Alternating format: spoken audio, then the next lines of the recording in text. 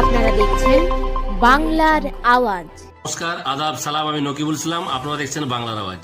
আজ ছিল হিন্দু সম্প্রদায়ের শুভ রামনবমী উৎসব।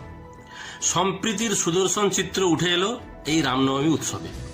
বিষয়টি হলো মালদা জেলার মুসলিম সম্প্রদায়ের মানুষ মালদা শহরের প্রাণকেন্দ্র মালদা পোস্ট অফিস মোড় থেকে রাজ হোটেল এলাকা পর্যন্ত দুটি ক্যাম্প করেছিল।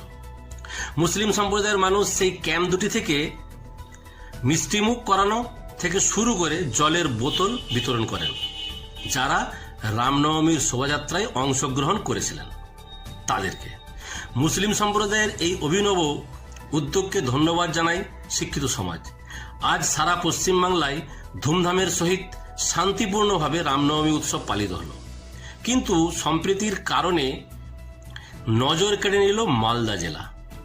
পশ্চিমবাংলার সমস্ত জায়গায় পুলিশ প্রশাসনের পাহারা ছিল ব্যাপকভাবে, যাতে এই শুভ রামনবমী উৎসব সুন্দরভাবে পালিত হয়।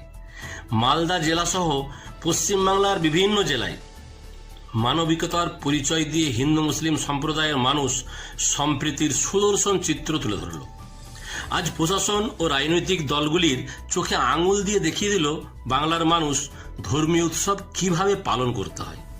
আর এই ধর্মীয় উৎসব পালন করতে পুলিশ প্রশাসনের ততটা প্রয়োজন ছিল না যতটা ভাবা হচ্ছিল।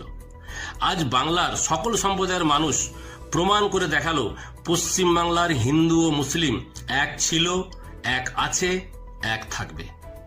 বাংলার আওয়াজের পক্ষ থেকে সকলকে জানাই শুভ রামনবমীর শুভেচ্ছা ও অভিনন্দন।